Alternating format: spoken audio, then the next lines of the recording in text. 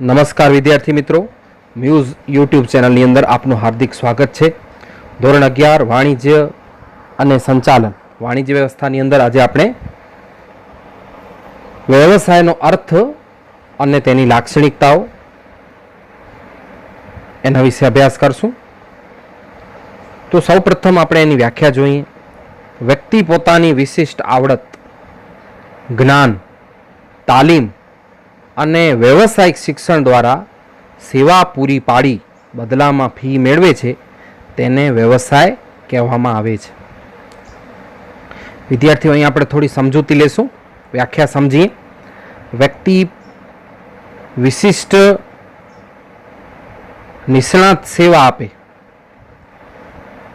અને બદલામાં એ ફી લે છે, યાની કે ફીના સ્વરૂપમાં નાણાકીય યાની કે આર્થિક વળતર મેળવવા માટે જે પણ પ્રકારની આર્થિક પ્રવૃત્તિ કરે એને વ્યવસાય કહેવાય. અહીં જે વ્યવસાયિક વ્યક્તિ છે એ કોઈ ચોક્કસ ક્ષેત્રમાં ખાસ એનું શિક્ષણ મેળવે છે, તાલીમ મેળવી એ જ્ઞાન પ્રાપ્ત કરે છે, યાની કે એની અંદર આવડત આવી ગઈ, જ્ઞાન પ્રાપ્ત થયું, એ હવે વ્યક્તિ કુશળ થઈ ગયો, એ ક્ષેત્રની અંદર કુશળતા પ્રાપ્ત કરે છે, જેનો લાભ એ કોને આપશે? સમાજને આપે છે. બદલામાં તે ફી લે છે, જે નાણાકીય વળતર મેળવે છે. તો આ રીતે વ્યક્તિ પોતાની કોઈક વિશિષ્ટ આવડત યાને કે શિક્ષણ, તાલીમ મેળવ્યું, જ્ઞાન અને એક વ્યવસાયિક શિક્ષણ દ્વારા સેવા એણે પૂરી પાડી, બદલામાં એને ફી મળી, એને વ્યવસાય કહેવામાં આવે છે. વ્યવસાય જે કરતી વ્યક્તિ છે જે તે વ્યવસાયિક સંગઠનનું સભ્યપદ મેળવવું પડે છે. જેવી રીતે ડૉક્ટર છે તો MCI medical council of India, વકીલ છે તો બાર કાઉન્સિલ ઓફ ગુજરાત અથવા તો બાર કાઉન્સિલ ઓફ ઇન્ડિયા, એ વ્યવસાયિક સંગઠનો છે. આ બે ઉદાહરણ આપણે લીધા. એનું સભ્યપદ પ્રાપ્ત કરવું પડે. અને જે આ MCI કહું છું, બાર કાઉન્સિલ કહું છું, એ સંગઠન દ્વારા જે નક્કી થયેલા સ્થાપિત છે આચાર સંહિતા યાની કે નિયંત્રણો છે, એનો ધોરણો જે નક્કી કરવામાં આવ્યા છે એનું એને પાલન કરવું પડે. યાની કે સંગઠને જે નિયમ બનાવ્યા છે અને વ્યવસાયિક તમે તાલીમ લીધી છે તો એ સંગઠનના તમને નિયમોનું પાલન કરવું પડે. દાખલા તરીકે ઉદાહરણ અહીં આપેલું છે કે ચાર્ટર્ડ એકાઉન્ટન્ટ CA તરીકે જે સેવા આપનાર જે CA છે એ પોતાની વ્યવસાયિક લાયકાત મેળવી છે, અને હવે એ કોનું સભ્યપદ? તો સંગઠન કયું? ઇન્સ્ટિટ્યૂટ ઓફ ચાર્ટર્ડ એકાઉન્ટ ઓફ ઇન્ડિયાનું એને સભ્યપદ પ્રાપ્ત કરવું પડે છે. એવી રીતે ડૉક્ટર છે, વકીલ છે, સોલિસિટર છે, એ પણ કાયદાનો એક ખૂબ નિષ્ણાત વ્યક્તિ છે, ચાર્ટર્ડ એકાઉન્ટન્ટ છે. આ બધા જે છે વ્યવસાયિક વ્યક્તિઓ કહેવાય. અને વ્યવસાયિક આવડતનો ઉપયોગ નોકરી માટે પણ થઈ શકે છે. દાખલા તરીકે ડૉક્ટર છે એ કોઈ હોસ્પિટલની અંદર જે છે એ પગાર લે યાની કે વેતન લે અને બદલામાં કામ સ્વીકારે તો એ નોકરી કરે છે. ઘણી બધી જે સરકારી જે હોસ્પિટલો છે એની અંદર ડૉક્ટર સેવા પૂરી પાડે છે, એમને બદલામાં વેતન આપવામાં આવે છે. તો વ્યવસાયિક વ્યક્તિઓ જે છે એ નોકરી પણ કરી શકે છે. તો વિદ્યાર્થીઓ, ફરીવાર એકવાર રિપીટ કરીએ વ્યાખ્યા. વ્યક્તિ પોતાની વિશિષ્ટ આવડત ખાસ કરીને શિક્ષણ, જે ક્ષેત્રમાં તમે જવા માંગો છો એનું શિક્ષણ પ્રાપ્ત કરો છો, એની મદદથી તમારામાં એ આવડત આવે, જ્ઞાન છે પ્રાપ્ત કરશે, તાલીમ પ્રાપ્ત કરશે અને એ વ્યક્તિ કુશળ બની જશે. અને આ વ્યવસાયિક શિક્ષણ દ્વારા પોતાની સેવા પૂરી પાડે, બદલામાં એ ફી મેળવે છે. આ પ્રવૃત્તિને વ્યવસાય કહેવામાં આવે છે. હવે વ્યવસાયિક લક્ષણો શું વ્યવસાયના? તો પહેલું લક્ષણ છે વ્યવસાયિક વ્યક્તિએ વ્યવસાય માટે વિશિષ્ટ જ્ઞાન, ચાતુર્ય અને વ્યવસાયનું શિક્ષણ પ્રાપ્ત કરવું પડે. એક ઉદાહરણ લઈએ, વકીલ તો એને વકીલાતનું LLB કરવું પડે, એના દ્વારા જ્ઞાન મળે છે. પોતાના અસીલ વડે કેસ કેમ લડવો એમાં ચાતુર્ય ખૂબ કામ કરે છે. ડૉક્ટર પણ જે છે દવા આપે છે દર્દીને, એમાં પણ એનું ચાતુર્ય ખૂબ કામ કરે છે. ખૂબ સમજી વિચારીને એને સારવાર કરવાની છે. તો આ જે છે વ્યવસાયનું શિક્ષણ એને પ્રાપ્ત કરવું પડે છે. આખો મુદ્દો આપને સમજાણું હશે કે વ્યવસાયિક વ્યક્તિએ વ્યવસાય માટે વિશિષ્ટ જ્ઞાન, ચાતુર્ય અને વ્યવસાયનું શિક્ષણ પ્રાપ્ત કરવું પડે છે. સેવાના બદલામાં ફી મેળવે છે, યાની કે પોતે સેવા પૂરી પાડે છે એના બદલામાં એ ફી મેળવે છે. જો કે વ્યવસાયિક વ્યક્તિનું ફીનું ધોરણ એની આવડત, જ્ઞાન અને અનુભવને આધારે કેવું હશે? અલગ અલગ હશે. વ્યવસાયિક વ્યક્તિનું ફીનું ધોરણ એ કેટલો આવડતવાળો છે, કેટલું એનામાં જ્ઞાન છે, એના અનુભવને આધારે એ પોતાની ફી છે એ નક્કી કરે છે.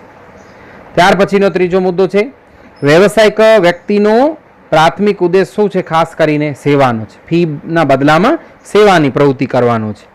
ચોથો મુદ્દો કહે છે,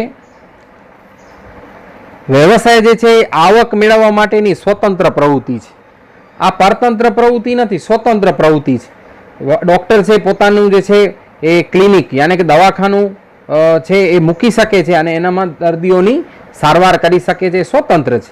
વકીલ પણ છે એ પોતાનો વ્યવસાય જે છે એ પણ સ્વતંત્ર છે. તો આવક મેળવવા માટેની આ સ્વતંત્ર પ્રવૃત્તિ છે, બીજા પર કોઈ આધાર રાખવું પડતું નથી.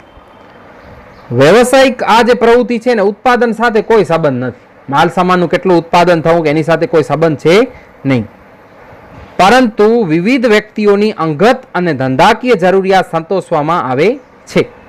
બરાબર, ખરેખર ઉત્પાદન સાથે સંબંધ નથી, પણ વ્યક્તિઓની કોઈ અંગત એવી મેટર બની હોય, ધંધાકીય જરૂરિયાત તો ઊભી થઈ હોય, કાયદાકીય પ્રશ્નો ઊભા થયા હોય, તો એની અંદર જે છે એ વ્યક્તિઓની અંગત અને ધંધાકીય જરૂરિયાત સંતોષવા માટે ઉપયોગી બનશે. જેવી રીતે અહીં ઉદાહરણ પણ આપ્યું છે કે દાખલા તરીકે વકીલ છે ફી મેળવીને અસીલ માટે કોર્ટમાં શું કરશે? કેસ લડશે. ધંધાકીય એવી પ્રવૃત્તિઓ ઘણીવાર એમાં કોઈ એવી ઘટનાઓ બનતી હોય છે ત્યારે જે છે એ વકીલ ફી મેળવશે અને અસીલ માટે છે કોર્ટમાં કેસ લડે છે. ત્યાર પછીનો છઠ્ઠો મુદ્દો, જે તે વ્યવસાયિક સંગઠને નક્કી કરેલી વ્યવસાયની આચારસંહિતાનું પાલન કરવું આવશ્યક છે. કોઈ પણ સંગઠન છે, મેડિકલ કાઉન્સિલ ઓફ ઇન્ડિયા છે, બાર કાઉન્સિલ છે, એણે પોતાના વ્યવસાયના જે નિયંત્રણો નક્કી કર્યા છે તો એ વ્યવસાય ધારણ કરનાર વ્યક્તિએ એના જે આચારસંહિતા જે છે એના નિયમોનું એને પાલન કરવું ખૂબ જરૂરી છે. ત્યાર પછીનો સાતમો મુદ્દો છે, વ્યવસાયમાં મળતું નાણાકીય વળતર કેવું હશે? અનિશ્ચિત હશે. ડૉક્ટર છે ઘણા બધા દર્દીઓની રોજ સારવાર કરે છે, પણ કોઈ ફી છે ફિક્સ હોતી નથી, બીમારી અનુસાર જે છે એ બદલામાં નાણાં મેળવે છે. એવી રીતે વકીલ છે, અન્ય જે છે વ્યવસાયિક સંગઠનો છે, ચાર્ટર્ડ એકાઉન્ટન્ટ છે, સોલિસિટર છે, આ બધા જે વ્યક્તિઓ છે એ નાણાકીય વળતર જે છે એમનું નિશ્ચિત હોતું નથી. કેવું હોય છે એમનું વળતર? અનિશ્ચિત હોય છે. ત્યાર પછીનો બીજો મુદ્દો છે વિદ્યાર્થી મિત્રો છે રોજગાર. રોજગાર કોને કહેવાય? તો આપણે પહેલી એની વ્યાખ્યા જોશું. રોજગાર એટલે નોકરી કરવાની, નિશ્ચિત વેતન યાની કે ફિક્સ પગાર છે, એ વેતનના બદલામાં અન્ય સાથેના કરાર અનુસાર યાની કે બીજા વ્યક્તિ સાથે કરેલું કરાર હોય એના અનુસાર સોંપેલું કાર્ય કરવાની આર્થિક પ્રવૃત્તિ.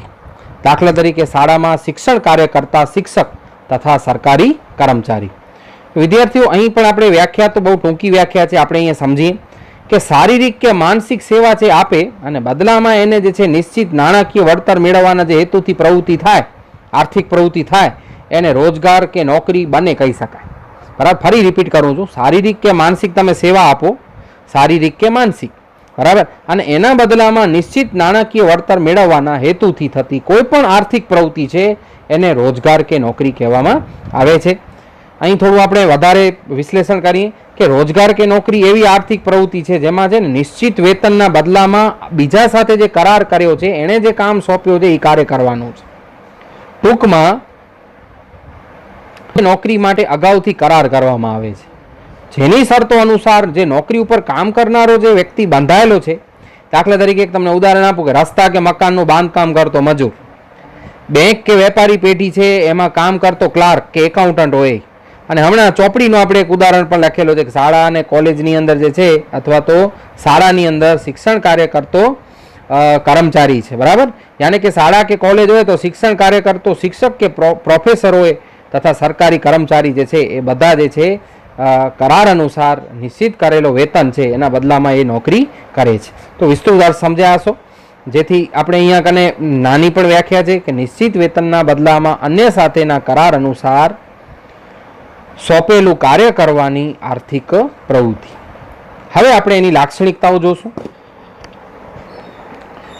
તો વિદ્યાર્થીઓ અહીં લક્ષણોની અંદર પહેલું લક્ષણ છે કે રોજગારમાં શારીરિક કે બૌદ્ધિક યાની કે માનસિક શ્રમના બદલામાં નિશ્ચિત સમયે નિશ્ચિત વેતન ચૂકવાય છે, કા શરીરથી કા મગજથી અથવા તો બંનેથી.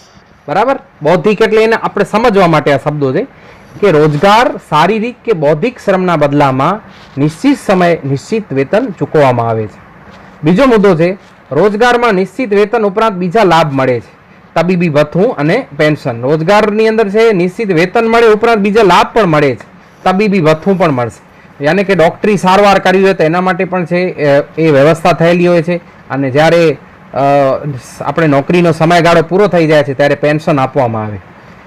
ત્રીજો મુદ્દો છે રોજગારમાં કરાર અનુસાર રોજગાર આપનારના તાબામાં રહીને સોંપેલું કાર્ય કરવું પડે. તાબામાં એટલે કે એના અંડર હેઠળ રહીને કામ કરવું પડે. તમે સ્વતંત્ર આ કામ કરી શકો નહીં. જેમણે તમને નોકરી આપી છે એ નોકરીદાતાના અંડરમાં રહી યાની કે તાબામાં રહીને સોંપેલું કાર્ય કરવું પડશે. ત્યાર પછીનો ચોથો મુદ્દો છે રોજગારમાં રોજગાર મેળવનાર વ્યક્તિ માટેની લાયકાત, કાર્યનો સમય, નિવૃત્તિ પછીના લાભ વગેરે નિશ્ચિત હોય છે. રોજગારમાં રોજગાર મેળવનાર વ્યક્તિ માટેની લાયકાત, ઉદાહરણ તરીકે તમે અત્યારે 11મા અને 12મા ધોરણની અંદર જે શિક્ષક ભણાવે છે કોમર્સની અંદર એની લાયકાત છે M.Com B.Ed હશે. બરાબર, આ ઉપરાંત ઉચ્ચ અભ્યાસ કરી શકે છે. કાર્યનો સમય તો શાળાના જે છે સવારના જે 7 વાગ્યાથી કરી 1-1:15 વાગ્યા સુધીનો સમય છે. નિવૃત્તિનો સમય પણ ક્યાં સુધી કે 58 વર્ષ. નિવૃત્તિ પછીના લાભ કયા કે પેન્શન મળે. આ બધું નિશ્ચિત નક્કી હોય છે. પાંચમો મુદ્દો કહે છે રોજગાર પરાવલંબી પ્રવૃત્તિ છે, બીજા પર આધારિત છે. યાની કે બીજું તમને નોકરી આપે છે એના તાબામાં રહીને તમારે કામ કરવાનું છે. યાની કે પરાવલંબી છે, પરતંત્ર છે, બીજા પર આધારિત છે. છઠ્ઠો મુદ્દો છે રોજગારમાં માલિક અને કર્મચારી બંને કરાર અનુસાર નિયમ પાલન માટે બંધાયેલા છે. માલિક અને કર્મચારી બંને જે છે કરાર જે નક્કી થયેલો છે એ અનુસાર એ કામ કરવા માટે બંધાયેલા હોય છે.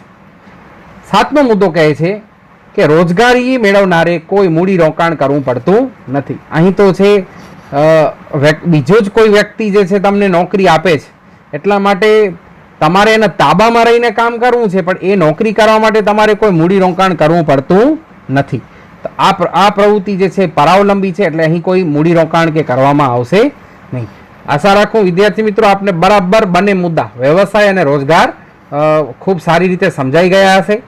આપ ફરીથી એનું એકવાર સાંભળી અને સારી રીતે રીડિંગ કરી અને તૈયાર કરો મુદ્દા, એ ખૂબ જરૂરી છે.